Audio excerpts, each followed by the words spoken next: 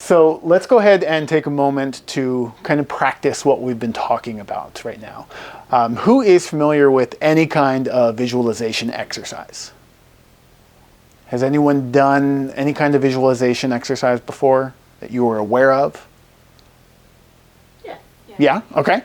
Tell me about it. What were you doing in the exercise? We were picking out things through the exercise of figuring out what would give us like emotional feel towards certain things. So like recognizing color or recognizing shape and how that affected what our view was. Okay. So recognizing color, recognizing shape, and then you were kind of drawing comparisons or drawing relationships to how your perspective was. Yes. Something along that. Anything different? Anyone have a different type of visualization exercise that they've gone through? Katie? One thing that I've learned is that if you're trying to draw in participants, one way you can do so is to frame your introduction by saying, imagine if you will. Okay. And it gets them to start imagining and visualizing that they are seeing the scenario or part of the scenario. Nice. So getting them to connect to the activity first by having them imagine what they think the activity is going to be like. Yeah. And then they can make some sort of comparisons there. I like that, actually. I might have to steal that one for the future, too. I like that. So imagine if you will. No, I'm just kidding. But no, I do want to take this opportunity to work with visualization. There's a great why behind why we do this. Visualization actually helps us interpret information by making comparisons, by finding relationships, by discovering patterns, and then we can actually draw conclusions from all that information. So in Kaizen, which we've talked about a little bit, it's a very literal thing. Your visualization is you stand in the middle of a factory and you look around you and you take in everything. In the boardroom, we use graphs, we use maps, we use charts in order to take very data-rich information and put it into a visible way of drawing connections to it. So when we're talking about process improvement, visualization does become a very important exercise, and it's something that I want us to have a chance to practice. This is actually a good opportunity to remind ourselves of the resource we talked about earlier. That is the downtime acronym. So just a very quick reminder, downtime in process improvement, these are the 8 deadly wastes. Defects, overproduction, waiting, not utilizing talent, transportation, inventory, motion waste, and excess processing. So the exercise we're going to do, we might not be able to use all of these, but it's a nice focusing agent to have in front of you. So if you remember that handout that we had earlier, it might just help you think in terms of, oh, look, that's a waste of motion in that environment. Let me visualize how we could create a better way to do that. Now, this is going to be the activity that we do. Before we begin, I want to share a very short story. When I was in restaurant management, we had something called Critical 7. These were the 7 most expensive ingredients in our restaurant. Where I was losing money was cheese. Cheese was one of our Critical 7. And I know, like, this is a very cheesy story, but it's worth it in the long run. I had to use a visualization in order to try to figure out what the journey was that cheese went on from the moment it came into our restaurant to the moment that we served it to a customer.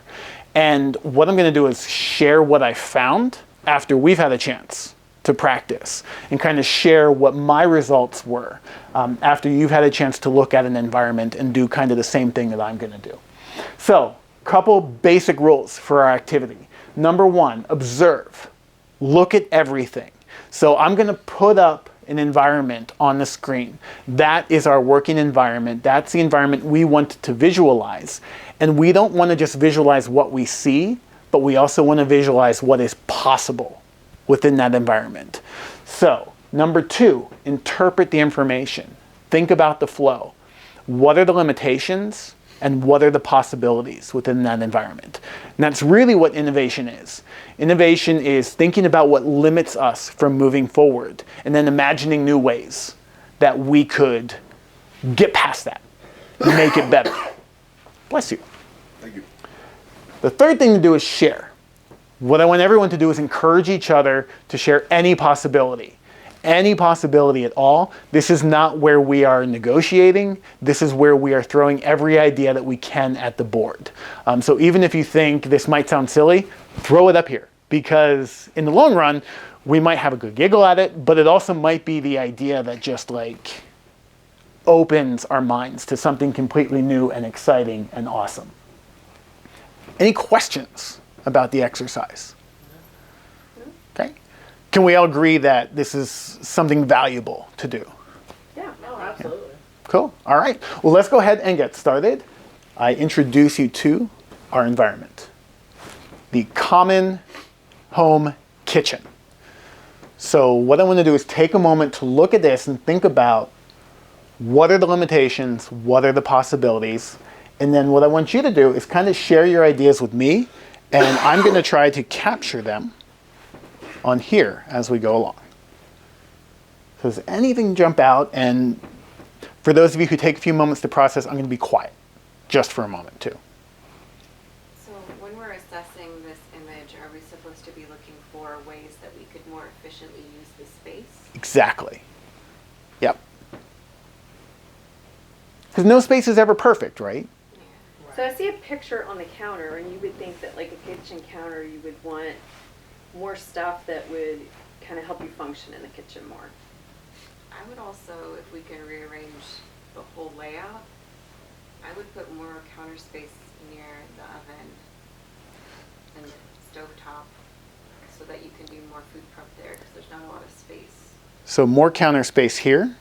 Yeah, or even, you know, on the other side, I know that usually you want a sink in front of the window, but maybe we could put an island in the middle.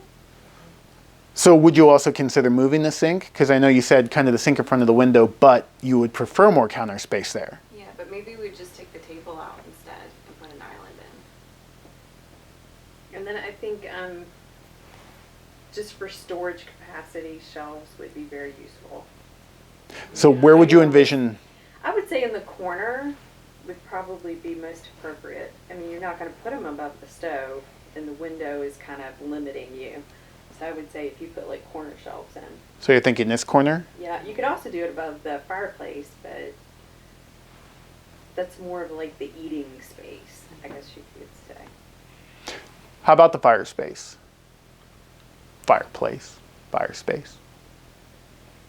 I think it's cozy, but I mean, I don't know how helpful it is for functionality. Yeah. It seems out of place in the kitchen, but There's more of a living room. it does limit kitchen space. Like it would be awesome if you could take counters all the way, taking up the space of the fireplace. It definitely seems like a converted space. Yeah. To what it originally was, so. Renovated old home. Yeah. So this gives us a couple opportunities to kind of give context to what we're looking at. And we can make decisions for ourselves. Obviously, we're looking at a limited picture. But to give it context, and we want to ask ourselves, what is our goal? Because after we start to gather ideas and start to gather information, we also want to start to think about our objective within this process improvement. So one of the words I heard in there was cozy. One of the words I also heard was efficient. Is it a balance we're looking for? Is it one or the other? How much are they using the kitchen? So that's all context that is going to really complicate the issue down the line, but also make it more exciting in trying to figure out what we want to do. So this exercise, we're not taking context as much into play, so really we can play with any idea. If Tina's idea is to make it as cozy as possible, then her ideas are going to be focused on like keeping that fireplace and creating more of that casual, intimate nook. If Topher were to say, I need the most efficient kitchen possible, then yeah, we're going to gut everything, put cabinet space in there. And I'm going to step back a little bit and encourage you to share a few more ideas on what you're looking at. Irina, did anything jump out at you? I like the fireplace. So you like the fireplace.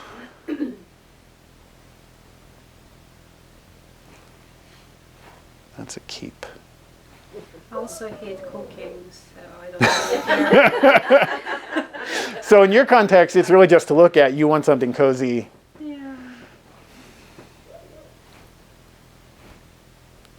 Topher, I want to get your opinion because I know that you cook a lot. What would you do differently? I would gut it. Got it?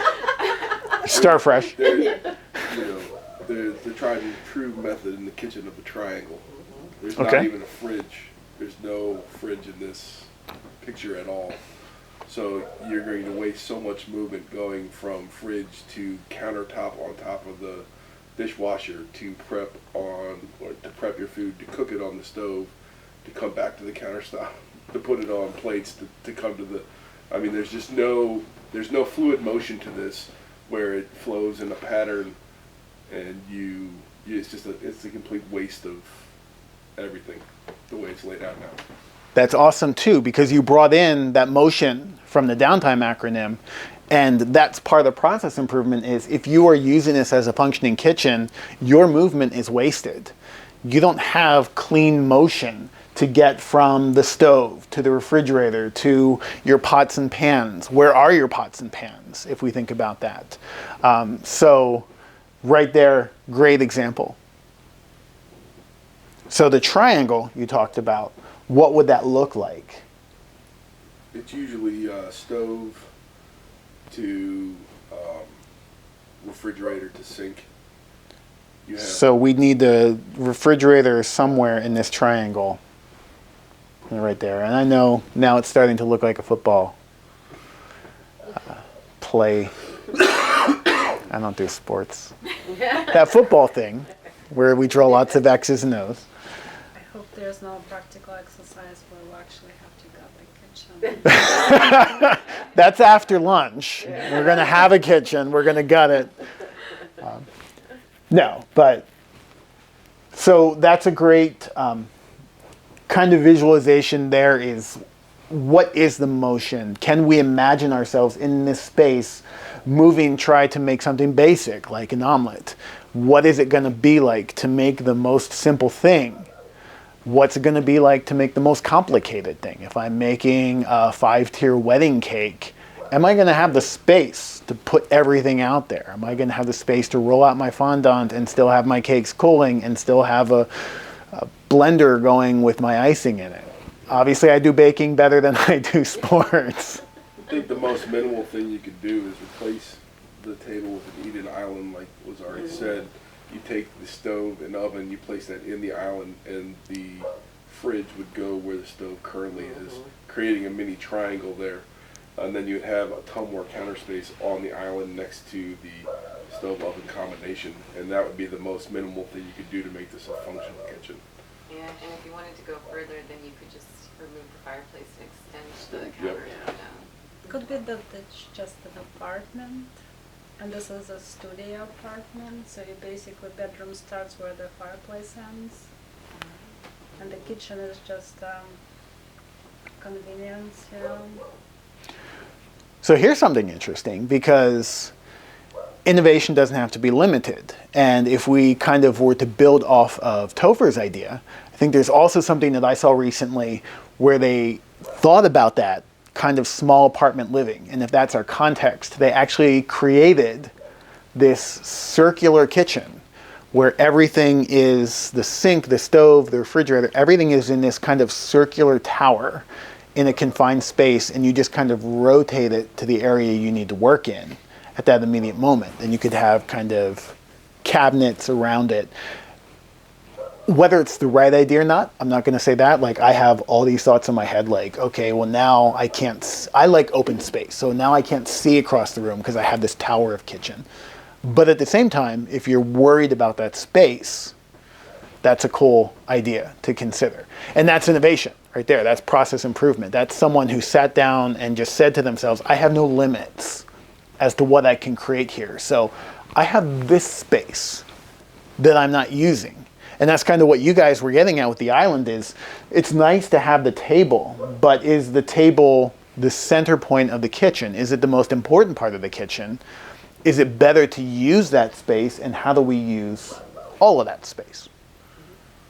And that kind of comes back to visualization, and that's why visualization in itself lends it to innovation, and innovation to process improvement. What are your final thoughts about this? Anything that you... What was it again? I said I want Topher's kitchen. You want Topher's kitchen. Topher will be designing kitchens for the group. That will be after we go in and gut the kitchen. Designed by Topher. But I want to keep the sink. The sink is I very like that nice. sink. Yeah, Yeah. So Topher just designed the room around the sink. Got it. And sometimes that you need to do, you pick one thing and you say, that's what I'm Oh, yeah, people keeping, do that. and everything else is gone. Well, all right.